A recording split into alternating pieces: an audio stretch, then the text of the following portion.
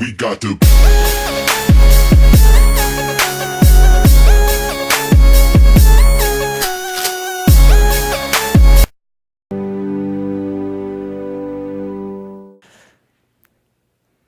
Today I want to talk with you about a subject that many people have been talking about for a very long time, and that subject is called success.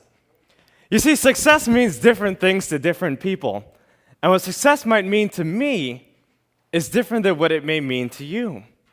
And what it may mean to you is different than what it means to a kindergartner who's just trying to get a star on his homework assignment. Or perhaps to a housewife who's been trying to get her 5 kids in bed by 9 o'clock p.m. Or maybe even a corporate executive who's been working for his or her corporation for 20 plus years and only wants to become the CEO of their organization. As you could tell, we have so many different definitions of this word success, but the greatest definition I can give you today is this. Success is all about self-expression. It's about being who you want to be, doing what you want to do, going where you want to go. Because when it comes to your life, you are the boss, and you have a choice. In fact, you are who you are today because of all the choices that you've made in your whole entire life. But as we're growing up, we have a lot of people who try to tell us how to make these choices. Our parents, our teachers, our bosses, our friends, even our neighbors. They try to tell us how to live our lives, what we should do, where we should go, how we should walk, how we should talk. But my question for you is this. If you're trying to be what other people want you to be, then who will be you? So the key to success is to stop conforming to other people's expectations and start performing to your own level of expectations. It's to believe in yourself. It's to know that what you want will eventually come to fruition as long as you believe it. You see, you have to have faith, and faith is knowing that what you want will eventually come to fruition as long as you believe it. And if you feed your faith, you'll find oftentimes that your fears will starve to death. Because if you believe in yourself, everyone else in the world will believe in you.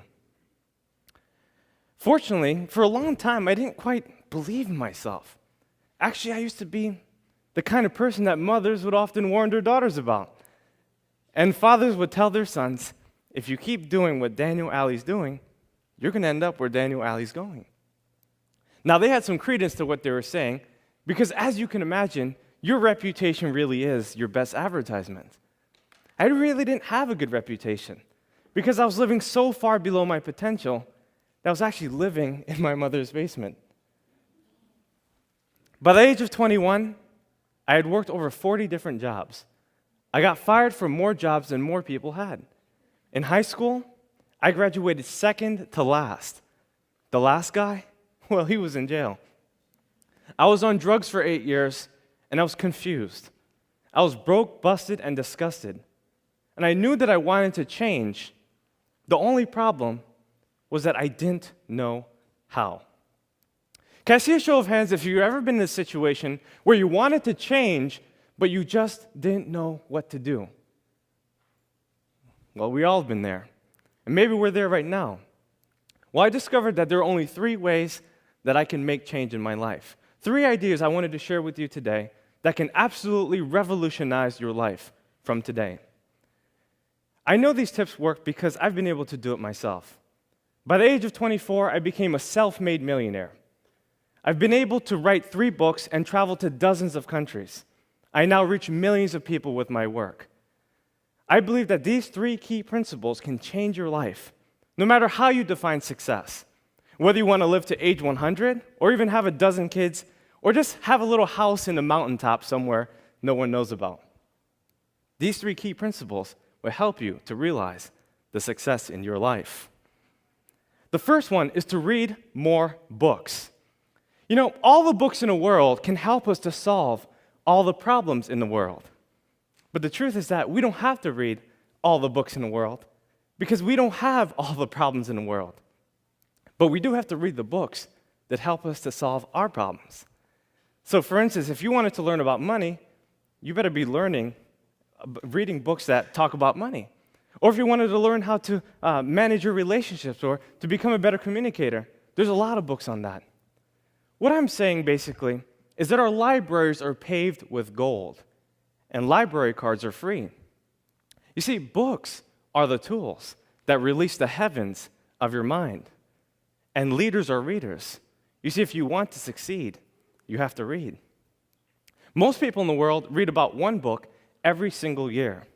That book, I would suppose, would be Facebook. And before people even get up and do their thing, before they drink their coffee or read their paper, they read Facebook. But the truth is that if you study miscellaneous things, you get miscellaneous results. You become what you study. What do you study? And where is it taking you? You see, a lot of people come up to me and they say, well, Daniel, I don't really have time to read.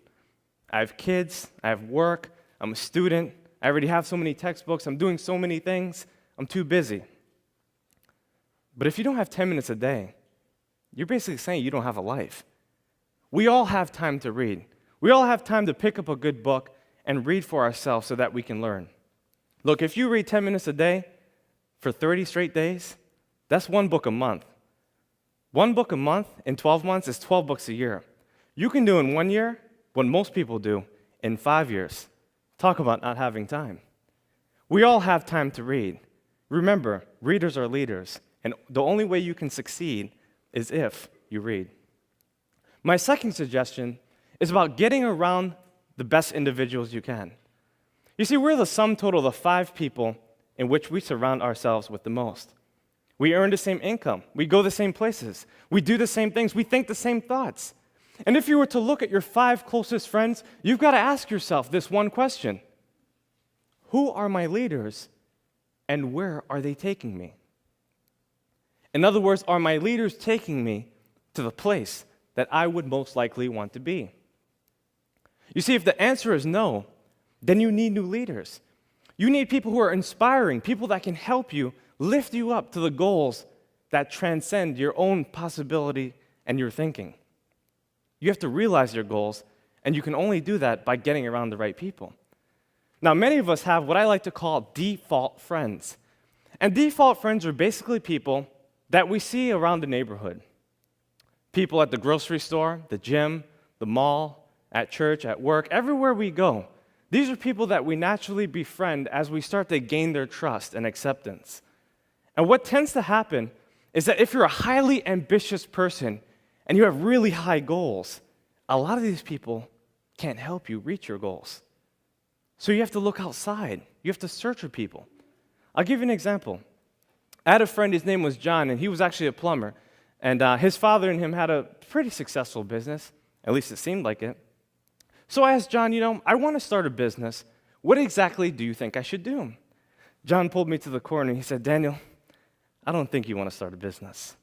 98% of businesses fail within the first 3 years. Then he proceeded to tell me about all the reasons why I couldn't do it and why it won't work. He told me how it was so hard working over 100 hours a week, how hard it was to manage payroll, and why the recession was holding him back from getting more clients. As he told me this, I became a little discouraged, a little dejected. And I went home and I thought about it. When I got to my journal, I usually reflect, and I wrote down in my journal that 98% of statistics are made up, including that one. You see, you have to realize that no one's opinion of you can become your reality. And in order to change your reality, you have to change your mentality and the people you surround yourself with. You have to get yourself around people who can help you, people that are smarter than you, people who have gone further than you, people that know exactly what you need to do to get to that next level. You see, the truth is that the people that you're looking for are also looking for you, but you have to find them. You see, sometimes we surround ourselves with strangers and family members who tell us what we can't do. They limit us. And a lot of people have the right intentions, but oftentimes they provide the wrong directions. In other words, they want to help us, but they just don't know how. So get yourself around people who can. A lot of people ask me, well, Daniel, how do you find these people? It's easy. If you follow step 1, which is to read more books, you'll find that in the back of the book, there's the About the Author section. And what I used to do is I used to reach out to the authors. Thankfully, we live in a new millennium, which allows us to get on their social media, their websites, and so we can have a conversation with them. We can change by actually understanding what it is that they teach. And if we ask enough questions, we can make great progress in our life. Remember, the people you're looking for are also looking for you. So get yourself around those people. My last and final suggestion is to set higher goals. Because goals make you stretch. They help you to become more of who you are. And in this enormative conformity, so many people don't know how to set goals. They get confused about the process. A lot of people use New Year's resolutions. But the problem with New Year's resolutions is that a person often tries to do too much too fast. So let's say Doug wants to stop smoking. On a December 31st, he says, I'm done. January 1st, I'm clean. Never again. You see, he hasn't created a plan of action to achieve his goals, and therefore it is unreasonable. Bucket list is something else that people do. And usually when someone creates a bucket list, they're giving themselves too much time. There's no urgency, and most of the time, they don't write their goals down. So what do you suggest? Well, I'm glad you asked. What I do suggest is for you to write your goals down. I believe that a dull pencil is better than a sharp mind. And to impress your subconscious mind, you have to write your goals down so that you can hold it steadfastly to who you are. I have this method I teach all around the world. It's called the 20 idea method. And basically what you do is you select one overarching goal that you would like to accomplish, and then list 20 ideas that corresponds with that particular goal. So let's say, for instance, you wanted to become a better public speaker. What are some things you can do? Well, you could watch TED Talks like you are right now. You could practice your speech, right? You can look in the mirror to challenge yourself. You could read the dictionary every day. There's so many things you can do. But could I come up with 20 ideas? And the answer is yes, I can come up with 100 if I wanted to. Imagine if you did this in every area of your life, financially, for promotions, for your family, and you wrote your goals down every day. You'd be able to accomplish so many things in your life.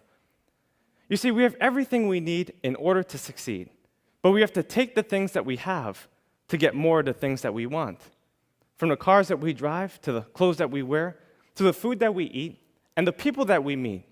In this depository of diversity, we have everything we need in order to succeed. But we have to believe. You see, when you believe in yourself, you'll find that everyone else in the world will believe in you. And you also have to think big. When you think big, you'll do big, and you'll win big. Well, big is actually the 3 ideas I wanted to share with you today. B, the books that you read. I, the individuals you meet. And G, the goals that you set for yourself. Books, individuals, and goals. That's all you need to accomplish success. Because when you think big, you'll do big. And you will win big, my friends. Thank you.